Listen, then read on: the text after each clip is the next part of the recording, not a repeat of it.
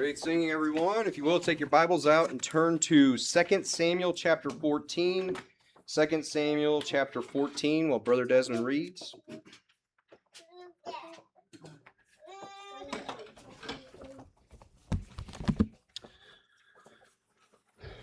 Second Samuel 14. Now Joab, the son of Zeruiah, perceived that the king's heart was toward Absalom. And Joab sent to Tekoa, and fetched thence a wise woman, and said unto her, I pray thee, feign thyself to be a mourner, and put on now mourning apparel, and anoint not thyself with oil, but be as a woman that had a long time mourned for the dead. And come to the king, and speak on this manner unto him. So Joab put the words in her mouth. And when the woman of Tekoa spake to the king, she fell on her face to the ground, and did obeisance, and said, Help, O king.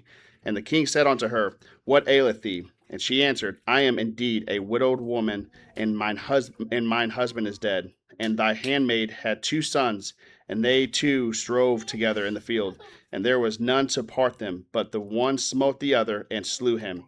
And behold, the whole family is risen against thine handmaid. And they said, Deliver him that smote his brother, that we may kill him, for the life of his brother whom he slew. And we will destroy the heir also, and so they shall quench my coal which is left, and shall not leave to my husband neither name nor reminder upon the earth. And the king said unto the woman, Go to thine house, and I will give charge concerning thee. And the woman of Tekoa said unto the king, My lord, O king, the iniquity be on me, and on my father's house, and the king and his throne be guiltless. And the king said, Whosoever saith aught unto thee, bring him to me, and he shall not touch thee any more. Then said she, I pray thee, let the king remember the Lord thy God, that thou wouldest not suffer the revengers of blood to destroy any more, lest they destroy my son. And he said, As the Lord liveth, there shall not one hair of thy son fall to the ground. Then the woman said, Let thine handmaid, I pray thee, speak one word unto my lord the king. And he said, Say on. And the woman said, Wherefore then hast thou thought such a thing against the people of God? For the king doth speak this thing as one which is faulty, and that the king doth not fetch home again his banished. For we must needs die, and are as water spilt on the ground, which cannot be gathered up again. Neither doth God respect any person, yet doth he devise means that his banished be not expelled from him. Now therefore that I am come to speak of this thing unto my lord the king, it is because the people have made me afraid. And thy handmaid said, I will now speak unto the king. It may be that the king will perform the request of his handmaid. For the king will hear to deliver his handmaid out of the hand of the man that would destroy me and my son together out of the inheritance of God. Then thine handmaid said, The word of my lord the king shall now be comfortable, for as an angel of God, so is my lord the king to discern good and bad. Therefore the Lord thy God will be with thee. Then the king answered and said unto the woman, Hide not from me, I pray thee, the thing that I shall ask thee. And the woman said, Let my lord the king now speak. And the king said, Is not the hand of Joab with thee in all this? And the woman answered and said, As thy soul liveth, my lord the king, none can turn to the right hand or to the left from aught that my lord the king has spoken. For thy servant Joab, he bade me, and he put all these words in the mouth of thine handmaid. To fetch about this form of speech hath thy servant Joab done this thing. And my lord is wise, according to the wisdom of an angel of God, to know all things that are in the earth. And the king said unto Joab, Behold, now I have done this thing. Go, therefore, bring the young man Absalom again. And Joab fell to the ground on his face and bowed himself and thanked the king. And Joab said, Today thy servant knoweth that I have found grace in thy sight, my lord, O king, and that the king hath fulfilled the request of his servant. So Joab arose and went to Geshur and brought Absalom to Jerusalem. And the king said, Let him turn to his own house, and let him not see my face. So Absalom returned to his own house, and saw not the king's face. But in all Israel there was none to be so much praised as Absalom for his beauty, From the sole of his foot even to the crown of his head, there was no blemish in him. And when he pulled his head, for it was at every year's end that he pulled it, because the hair was so heavy on him, therefore he pulled it, he weighed the hair of his head at 200 shekels after the king's weight. And unto Absalom there were born 3 sons and 1 daughter, whose name was Tamar. She was a woman of a fair countenance. So Absalom dwelt 2 full years in Jerusalem, and saw not the king's face. Therefore Absalom sent for Joab to have sent him to the king, but he would not come to him. And when he sent again the second time, he would not come. Therefore he said unto his servants, See, Joab's field is near mine, and he hath barely there. Go and set it on fire. And Absalom's servants set the field on fire. Then Joab arose and came to Absalom unto his house, and said unto him, Wherefore have thy servants set my field on fire? And Absalom answered Joab, Behold, I sent unto thee, saying, Come hither, that I may send thee to the king to say, Wherefore am I come from Geshur? It had been good for me to have been there. Still, now therefore let me see the king's face, and if be any iniquity in me, let him kill me. So Joab came to the king and told him. And when he had called for Absalom, he came to the king and bowed himself on his face to the ground before the king, and the king kissed Absalom. Brother Frank, we'll pray for us. Heavenly Father, please help Brother Eric preach a powerful sermon tonight, and fill him with the Holy Spirit, and let us all learn something important tonight from your word, and keep us safe as we go on our way. In Jesus' name I pray. Amen. Amen. All right, continuing the story here of Absalom tonight, part 2 here, and just kind of pick up where we left off. We kind of went through basically the first thing that he had done unto David is he murdered Abner in cold blood, and we see him also murder Amasa in cold blood. We learned that Joab is basically just out for himself, really, and he's a vengeful man. And he's just out there trying to keep his position. He's really concerned about losing his position.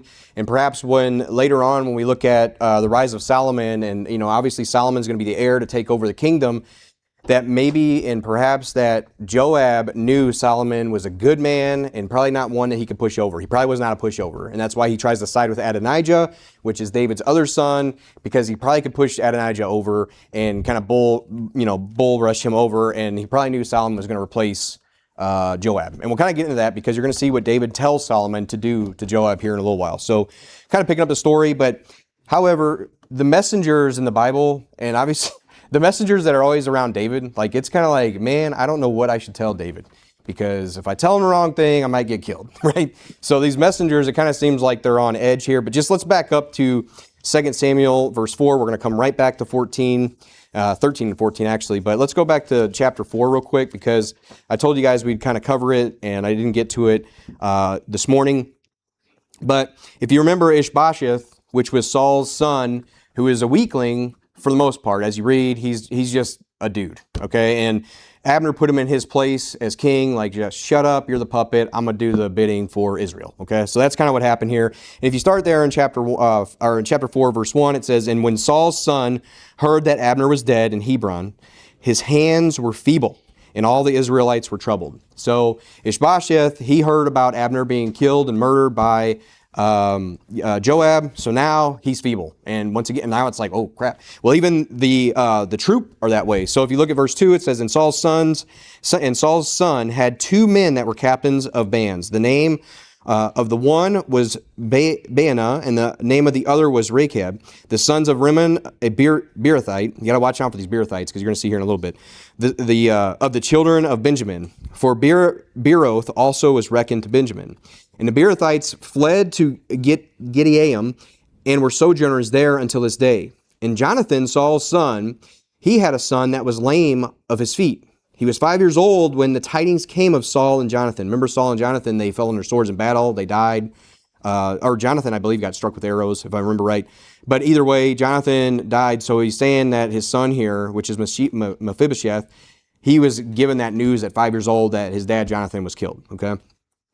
So he gets that news, and his nurse took him up and fled. And it came to pass, as she had made haste to flee, that he fell and became lame, and his name was Mephibosheth. And if you know anything about Mephibosheth, David shows great love toward him because he loved Saul and he loved Jonathan, moreover, and he took care of Mephibosheth, brought him right to the table and brought him right in the family. And it's just a great, it's a great picture of even us, right, being brought in the family of God. And you're kind of like, oh man, do I even deserve this, right? But yes, because we have grace, the grace of God, and you had the grace of King David on Mephibosheth. It's a great story to be preached another day.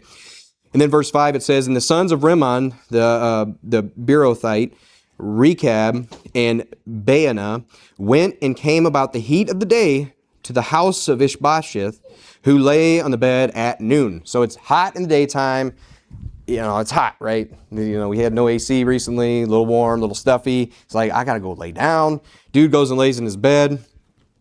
And it's at noon, so it's high day. And here's what these guys do. And they came thither into the midst of the house as though they would have fetched wheat. And they smote him under the fifth rib, right? There it is again, that fifth rib. They like ribs. And Rechab and Baanah, his brother, escaped. For when they came into the house, he laid on his bed in his bedchamber, and they smote him. So they got him in bed and slew him. And this is the king of Israel that they did this to. This is Saul's son that they did this to. Regardless of how he was as a person, there was still some respect that had to be there. They slew him and beheaded him, and took his head and gat them away through the plain all night. And they brought the head of Ishbosheth. I can't stop to laugh when I read the story. I can't. Because once again, these messengers think they're going to do something good to David, okay? They think they're going to deliver, hey, David, we're on your side. Look what we did, right? Ishbosheth unto David to Hebron and said to the king, behold the head of Ishbosheth, the son of Saul, thine enemy, which sought thy life, and the Lord hath avenged my Lord, the king, this day of Saul and of his seed. Now, listen to what David says to them. This is awesome. And David answered Rechab and Baanah, his brother, the sons of Rimmon, the Beerothite, and said unto them, as the Lord liveth, who hath redeemed my soul out of all adversity. When one told me, saying, behold, Saul is dead, thinking to have brought good tidings, I took hold of him and slew him in Ziklag. Who thought that I would have given him a reward for his tidings? He thought I was going to give him a reward for telling me King Saul's dead, and he killed him. Like he thought that was good news to me. How much more, verse 11, how much more when wicked men have slain a righteous person in his own house upon his bed, shall I not therefore now require his blood of your hand and take you away from the earth? And David commanded his young men and slew them and cut off their hands and their feet and hanged them up over the pool in Hebron. This is ruthless. David ruthlessly killed these guys, and they deserved it. But they took the head of Ishbosheth and buried it in the sepulcher of Abner in Hebron. Put them back together, Abner and Hebron. Great respect there. Again, David, sometimes you just don't understand him, and he obviously has troubles with the kids, right? But the wisdom here, it blows my mind away. It's somebody that, again, these messengers, they think they're bringing good news, and not happening. Like, don't you remember that story? And the reason I bring that up is because that's two messengers that we know about with David. And it didn't end well for either of them. So you're going to see later on that there's some messengers that come to David about Absalom, and they're like, I don't know how to tell you this. And so he's like, stand aside. Here's another one coming. Let's see what he has to say. So it's like they're really like, well, just as your enemies are dead, so is the young man. They don't even say Absalom. And he's like, and then he goes off and weeps. But they were very careful what to say because it's like, I don't want to tell him Absalom's dead. Like, I don't know what he's going to do, right? So anyway, that great respect for King David, obviously, but it's just wild. These messengers had a tough job, but those guys were wicked. The one who lied about killing Saul, like, why would you do that, idiot, like, dummy? And then the other one right here, they think they're going to do a good thing. Your enemy, I got your head. And the Lord, like trying to, like, don't be coy, like, knock it off. So anyway, and obviously King David's trying to seek peace, and he could have probably done, a peace treaty or something with Ishbosheth. You saw he was feeble when he knew Abner died. There probably could have been some kind of merger there. But, nonetheless, we're moving on in the story here. So anyway, I just want to bring that up because here in a little bit, we're going to get into these other messengers. And these messengers, just when you send David a message, be careful, right, what you say. So anyhow, respect for the king. Let's head back to chapter 14, and actually we're going to back up just a few verses in 13. Mine's on the same page. It may be on the same page there for you. 2 Samuel chapter 13. Now, we're going to see, when we read in 14 there, in verse number 1, it says, now Joab, the son of Zeruiah, perceived that the king's heart was toward Absalom.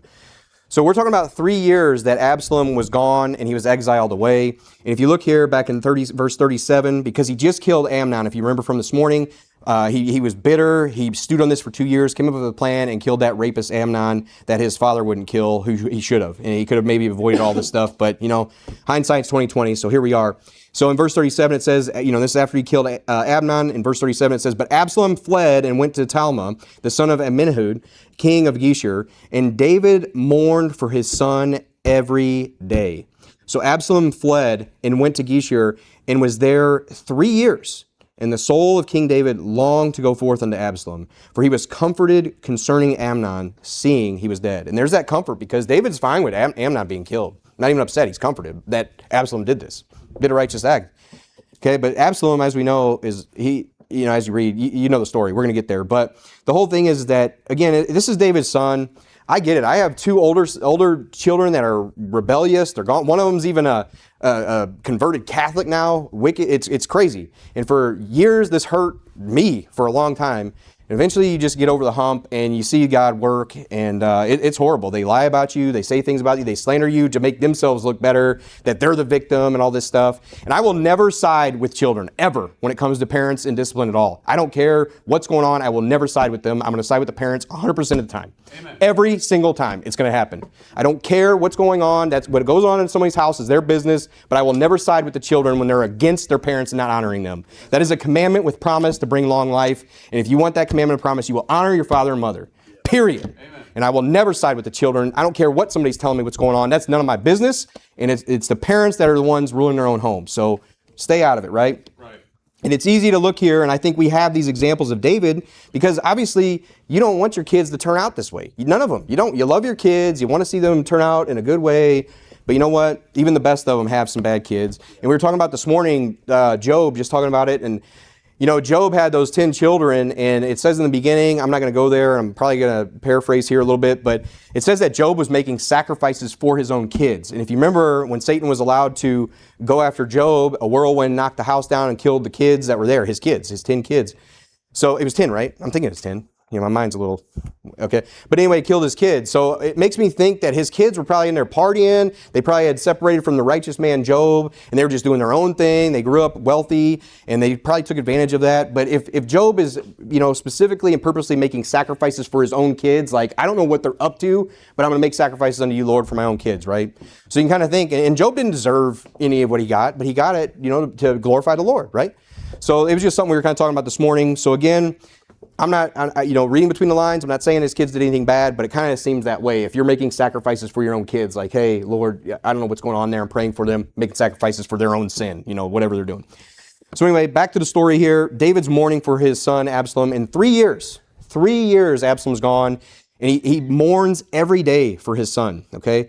So what does this have to do with Joab? Well, let's pick up here in chapter 14, because it says, now Joab, the son of Zeruiah, perceived that the king's heart was toward Absalom. Now maybe Joab, when David is really upset and down and everything, obviously you don't like to see your friends or your close ones down or whatever. It's like, hey, what's up? What can we do? You want to do something. And maybe also there's a lot of inaction on David's part while he's doing these things. Maybe things are falling apart. Maybe the weeds are growing up in the yard, whatever it may be. And maybe he's like, hey, I got to lift you up a little bit, right? So what Joab ends up doing is he actually does a pretty good thing here. He reconciles Absalom and David back together. I'm not going to go through this whole bit here because we're going to move on. But what he does is he puts, it's kind of the similar thing what Nathan did with the parable of the ewe lamb when he was talking about Bathsheba and what he did to Uriah. And it's like David he can, see these parables and it really wakes him up. So it's kind of the similar thing that Joab ends up doing here. It's called an artifice, where he puts this story that mirrors the exact situation that's happening with his son being exiled. She has these 2 sons, they fight, one smites the other, and all this is going on. So basically, what this all comes to is, if you look there at verse 19, it says, and the king, so this is David, said to the woman, and the king said, is not the hand of Joab with thee in all of this? He knew that this was Joab his doing, And the woman answered and said, as the soul liveth, my lord the king, none can turn to the right hand or the left, from aught that my lord the king hath spoken. For thy servant Joab, he bade me, and he put all these words in the mouth of thine handmaid. So again, Joab did a pretty good thing here, and you're going to see, just go down to verse 21. And the king said unto Joab, behold, now I have done this thing. Go therefore and bring the young man Absalom again. And Joab fell to the ground on his face and bowed himself and thanked the king. And Joab said, today thy servant knoweth that I have found grace in thy sight, my lord, O king, and that the king hath fulfilled the request of his servant. So Joab arose and went to Geshur and brought Absalom to Jerusalem. All right, so there could be a couple things going on here. For one, Joab probably knows that David's pretty pissed off at him about the murder, right? His blood be on his own. Hey, we're separating from your murder. You're a wicked person. Hey, you're too hard for me. I got to figure out a way to get rid of you, right? So maybe this is Joab's kind of way to, all right, I'll see if this will butter him up. I'll do something big for him, right? Could be. I don't know. It's whatever it was a good thing. He's trying to reconcile the family back together. So it says right here, verse 24, and the king said, let him turn to his own house and let him not see my face. So Absalom returned to his own house and saw not the king's face. So he gets there, they're, in close proximity, but yet can't see his father at all. He can't see him. They're not seeing each other. So this is where it sparks. The reason I have to kind of go this way is because you're going to see what Absalom does to Joab, and then we'll get going from there. It says, but in all Israel, there was none to be so much praised as Absalom for his beauty. We're going to skip over that. Go to verse 27. And unto Absalom there were born 3 sons and 1 daughter whose name was Tamar. Pretty interesting, right? That his daughter would be named Tamar, like his sister, right? She was a woman of fair countenance. So Absalom dwelt 2 full years in Jerusalem and saw not the king's face. So now you're 2 years in, so 5 years total where they really haven't talked or connected, but yet he's back, not exiled, and he hasn't seen his dad's face. So another 2 full years go by. So therefore Absalom sent for Joab. He's like, well, you were the one who brought us together. I'm going to send to him and see what happens here. Maybe you can get me a meeting with the king. So therefore Absalom sent for Joab to have sent him to the king, but he would not come to him. And when he sent again the second time, he would not come.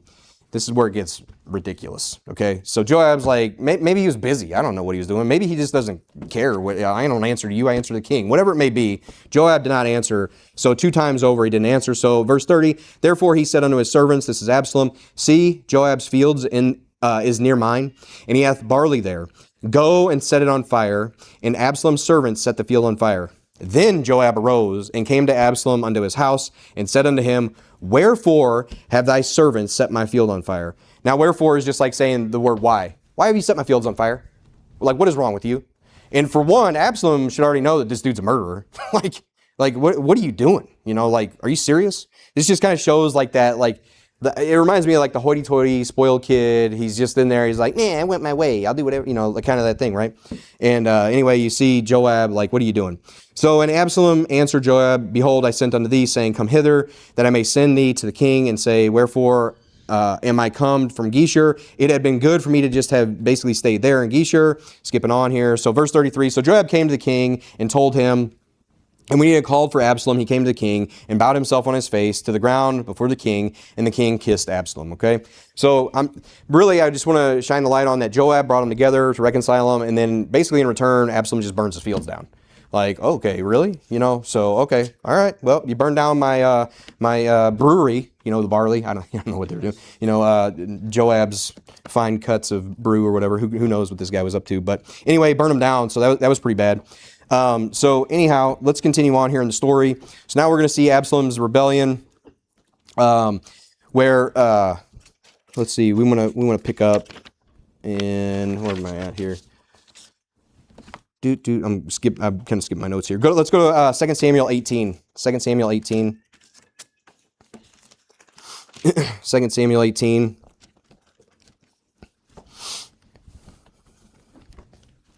Let's look over at verses 14 and 15 through 15 here.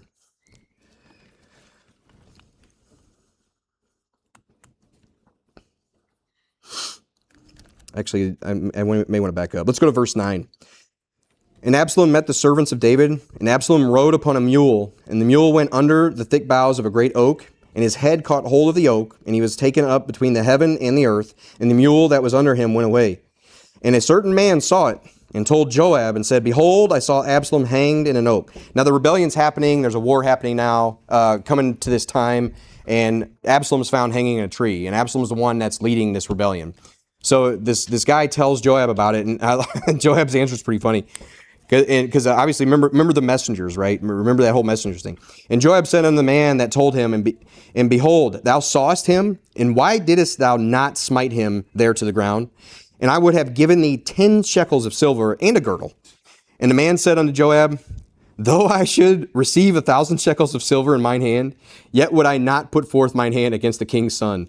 For in our hearing the king charged thee and Abishai and Ittai, saying, beware that none touch the young man Absalom. So he knew that David said, deal gently with my son. That was the king's command. Deal gently with Absalom. Just bring him back. Deal gently with him. So this guy's listening to the king like, I ain't messing around with this. And then continuing in verse 13, otherwise I should have wrought falsehood against mine own life. For there is no matter hid from the king, and thou thyself wouldst have set thyself against me. Then said Joab, I may not tarry thus with thee. And he took 3 darts in his hand and thrust them through the heart of Absalom while he was yet alive in the midst of the oak. So Absalom took 3 darts and killed him. And then it says right here in 15, and 10 young men that bare Joab's armor compassed about and smote Absalom and slew him. And Joab blew the trumpet, and the people returned from pursuing after Israel, for Joab held back the people. And they took Absalom, look at what they do to his body, okay? And they took Absalom and cast him into a great pit in the wood and laid a very great heap of stones upon him, and all Israel fled every one to his tent. So they really didn't respect the king's son's body either. Like, I get it. I don't like Absalom one bit, but man, you got to respect the king, right? And again, this is all leading up to Joab's end that we're going to see here in just a minute.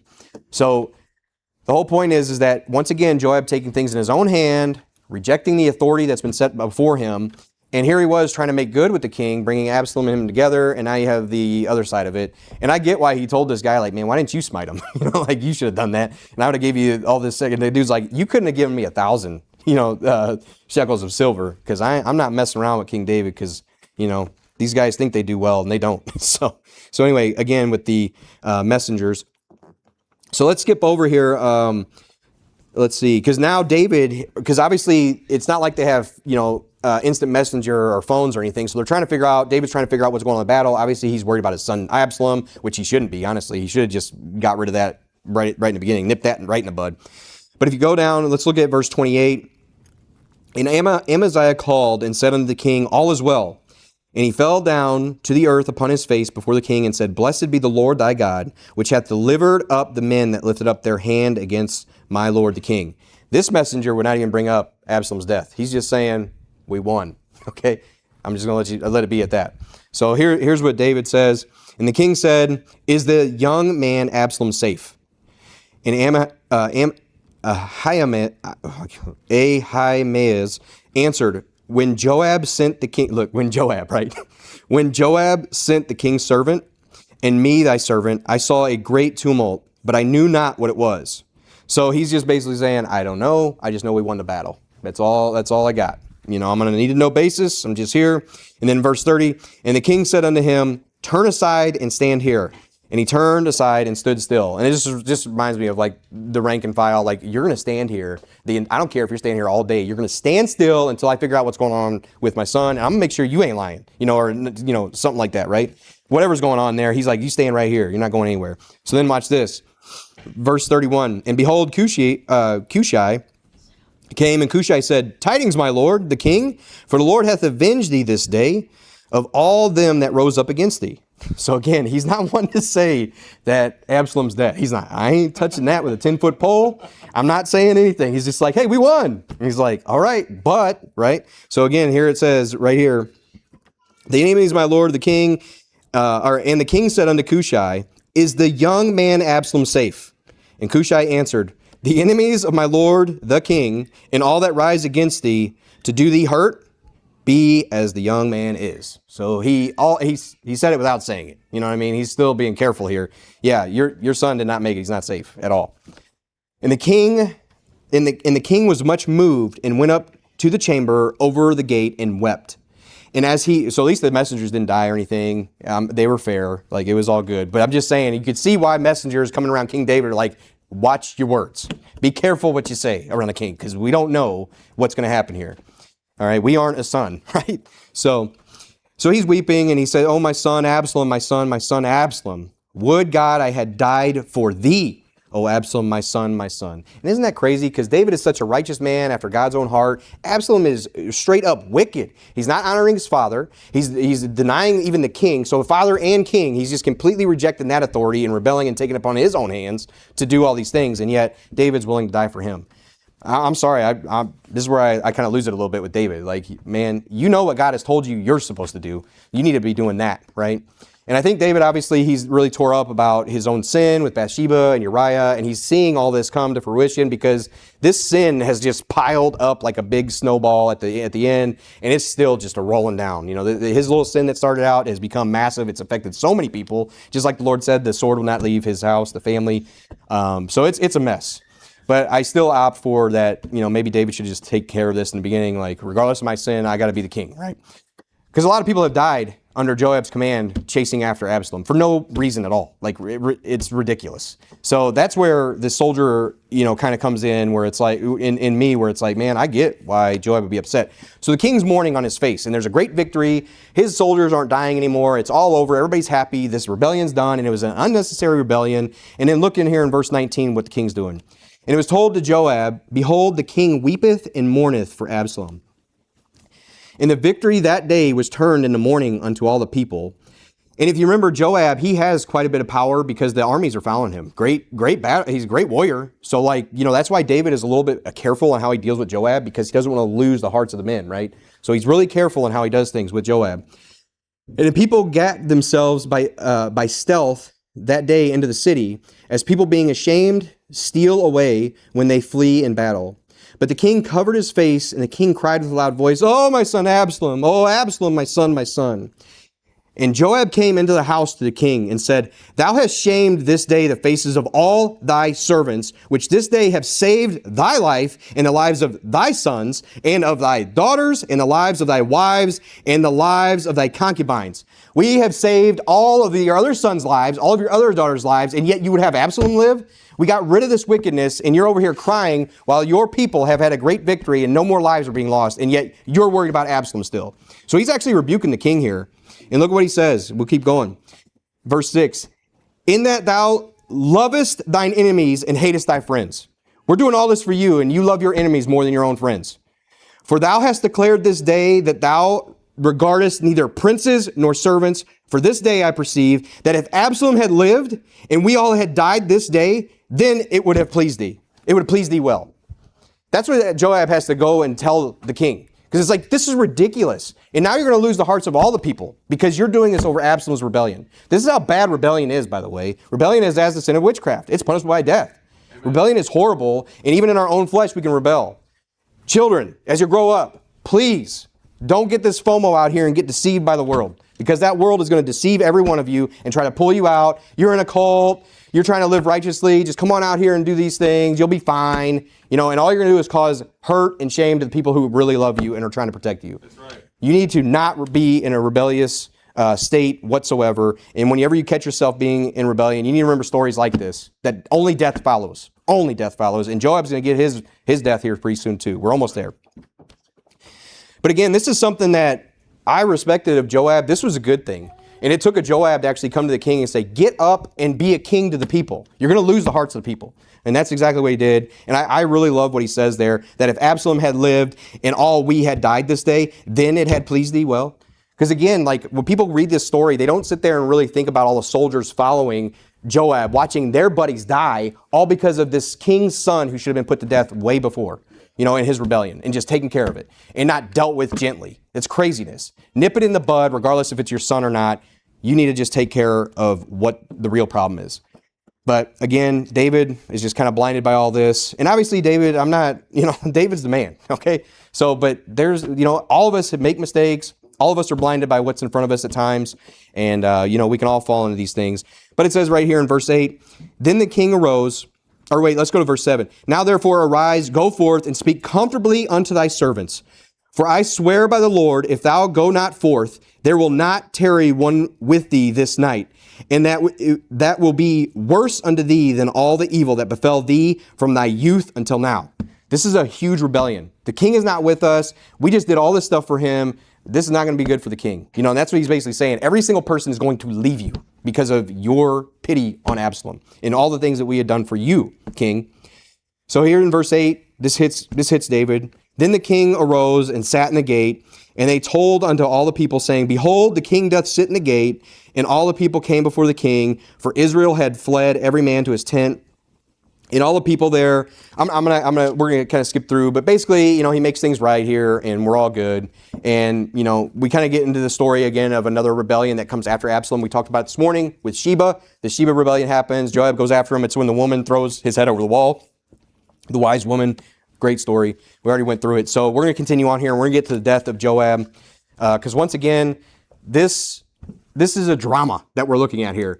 And there's these people out here that they want this comfy, soft, smooth, cotton seating, comfort church where it's like, oh, I can't avoid the drama. And it's like, man, the Bible is filled with drama. Even our own very flesh is a bunch of drama. We are under a curse. This whole life is a drama.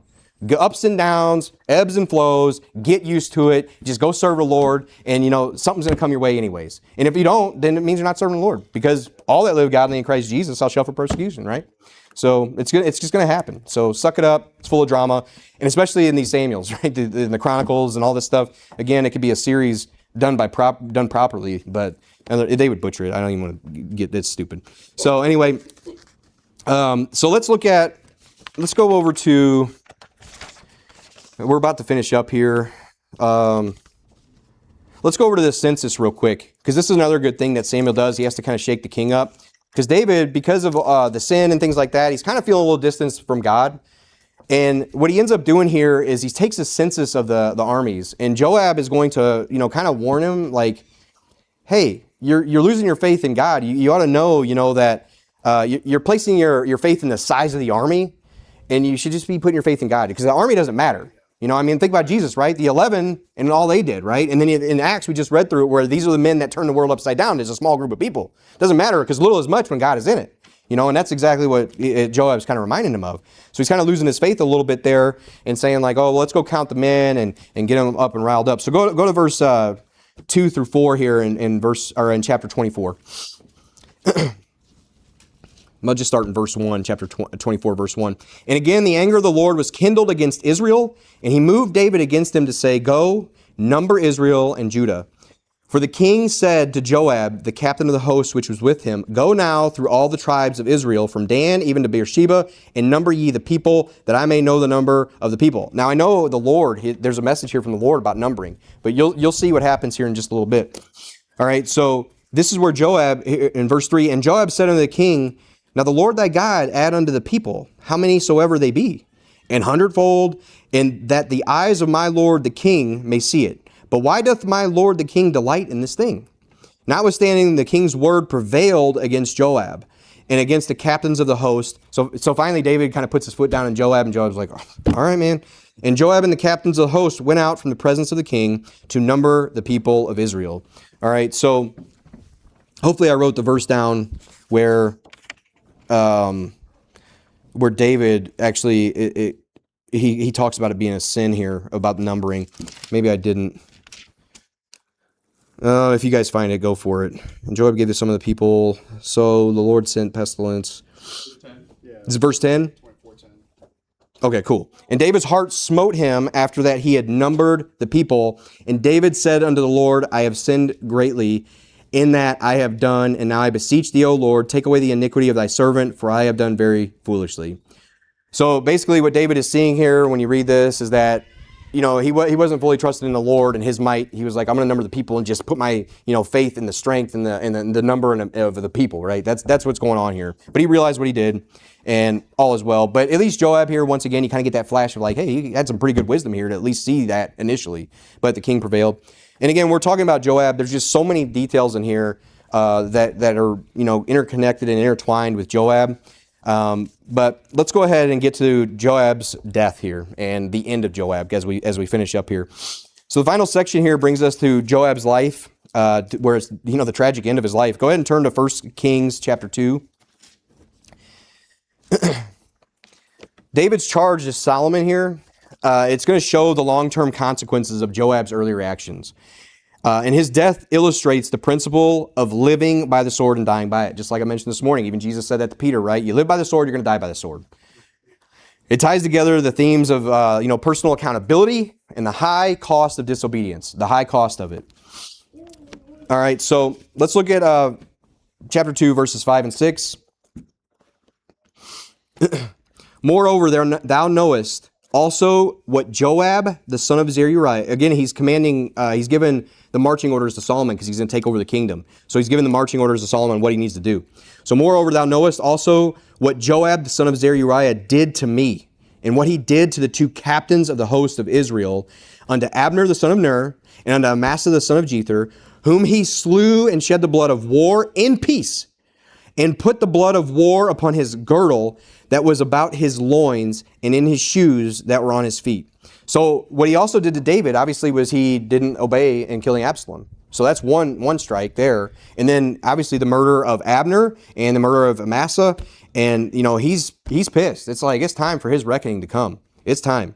And again, Solomon, for whatever reason, I mean, God was behind Solomon. So Solomon had some great power coming in, and obviously his kingdom runs peacefully for the most part. And it's coming. And I don't think that Joab is going to be able to push Solomon around. And that's why earlier on he's trying to get Adonijah to rebel and go against it. So it's kind of funny. The rebel and the one that kills the rebels is now going on a rebellion against the king David and Solomon. So it's like hypocrite, right? So anyway, rebellion is horrible. It only causes a bunch of problems. Let's continue reading here. It says in verse 6, do therefore according to thy wisdom, and let not his hoar head go down to the grave in peace. So his gray head, that's what hoar means in the Bible. The hoary head is gray hair. He's getting older. In verse number 7, it says, but show kindness unto the sons of Berechiah the Gileadite, and let them be of those that eat at thy table, for so they came to me when I fled because of Absalom thy brother. Man, what an embarrassment. Dad's fleeing because of Absalom, right? Come on. Anyway, not to belabor that story. Let's just jump over to verses 31 through 34, though, because we're talking about Joab. So he gets the marching orders. Don't let Joab die, an old man. Get rid of him. And that's what you're going to see here. So let's go to verse 28, actually. Then tidings came to Joab, for Joab had turned after Adonijah, though he turned not after Absalom. And Joab fled unto the tabernacle of the Lord, and caught hold on the horns of the altar. Okay, so he's going to the tabernacle of the Lord, and he's grabbing and holding on to the horns of the altar, which to me, and this is debatable, whether this may just be a show where he's just going there saying, I'm repentant, I'm with the Lord, I'm trying to change my ways, whatever he's doing here. That's kind of what some people say, that it's a guise that he's doing. I honestly think that he's going there sincerely. Once you get a little older and you look back and you're like, dang, I was rotten, right? So I kind of think that's what's really going on. But nonetheless, the consequence is still there. Okay, and what's really funny is we're going to see here the coincidence, right? If you want to call it that, it's not really coincidence. It's just the way it so happened. Let me make sure I got it ready. Okay, so Exodus 21, we're going to go there next, but let's continue reading here for just a second. Where was I at? So then the tidings came to Joab. He's about to die. So verse 29, continuing on here in Kings, it says, and it was told King Solomon that Joab was fled unto the tabernacle of the Lord, and behold, he is by the altar. So again, remember, he's by the altar. He's clinging to the horns of the altar. So then Solomon sent Benaiah, the son of Jehoiada, saying, go, fall upon him. And Benaiah came to the tabernacle of the Lord and said unto him, thus saith the king, come forth. And he said, nay. So Joab once again is like, nope, I'm staying right here in the tabernacle of the Lord. I'm holding on to the altar, not coming out there. I know you guys are going to kill me. And then it says right here, and Benaiah brought the king word again, saying, thus said Joab, and thus he answered to me.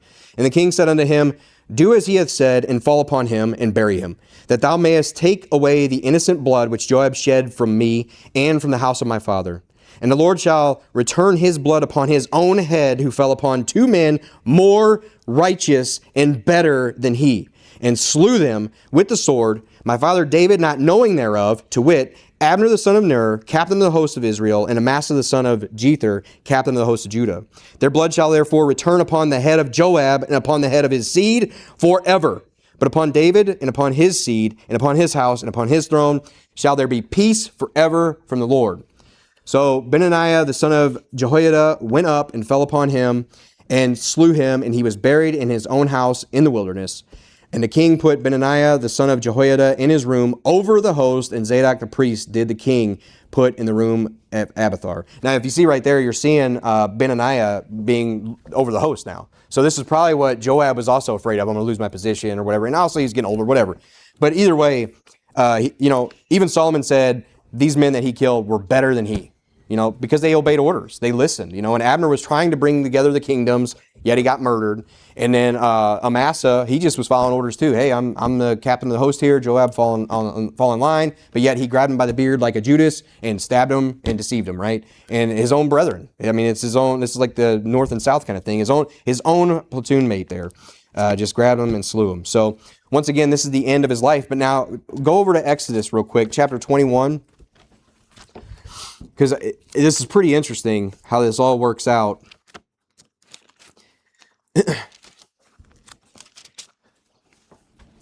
Chapter 21. Let's look at verse 14, I believe.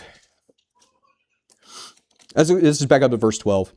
He that smiteth a man so that he die shall surely be put to death.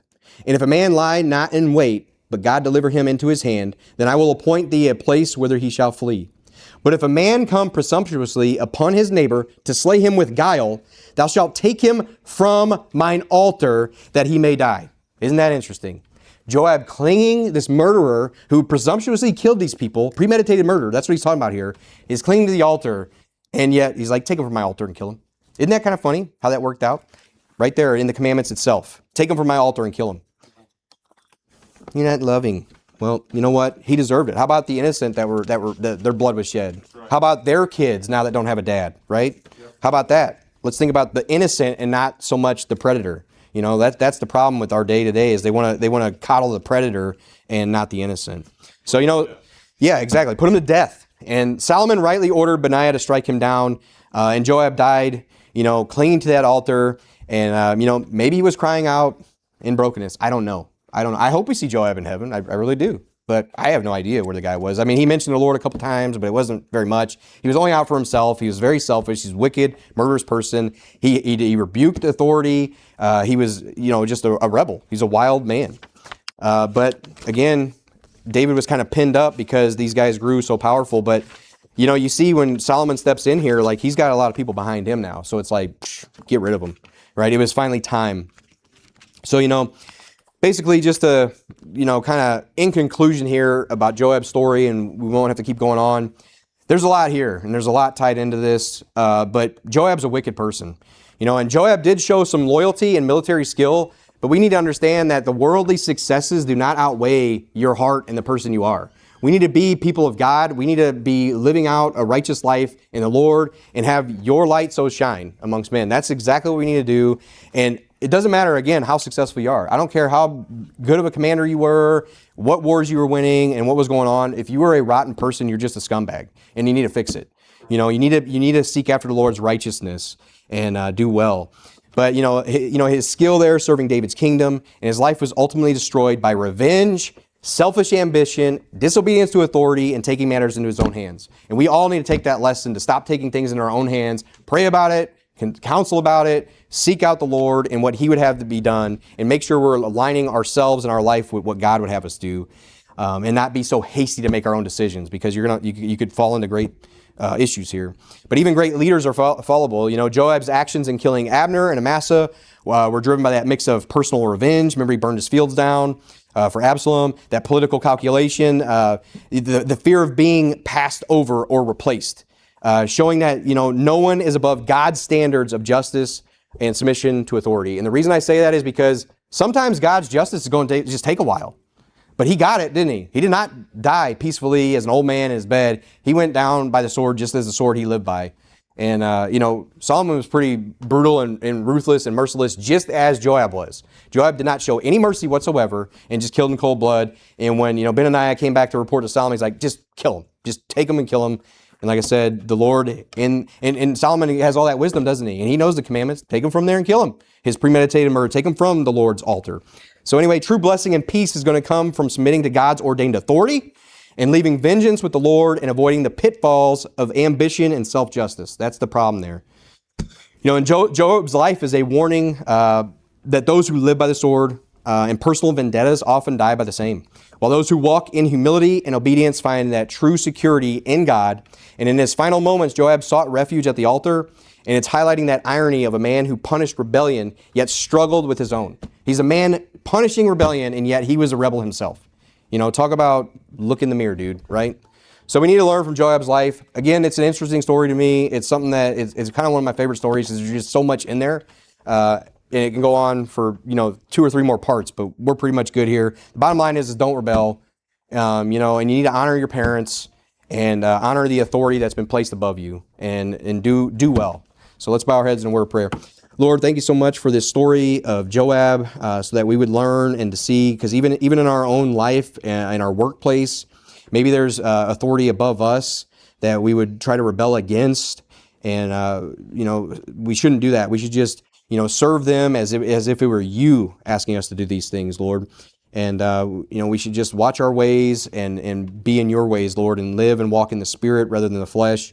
And any type of rebellion that rise up, I pray that we would always remember that rebellion is as a sin of witchcraft, and it's punishable by death. And that honoring and dishonoring your parents, is going to cause short life, and it's going to cause some problems, as it is the first commandment with promise to have long life, Lord. Help us to always honor our parents and to be reminded of the great things that they've done and not their pitfalls, not their shortcomings, as we are all fallible. Just like even David had his shortcomings as well, Lord. Help them to remember the good and the love that we have, that we're trying to keep them in your ways and to follow after, the Bible, the church, soul winning, all these good things that your work has before us, Lord. And we just thank you so much. In Jesus' name, amen. All right, with that,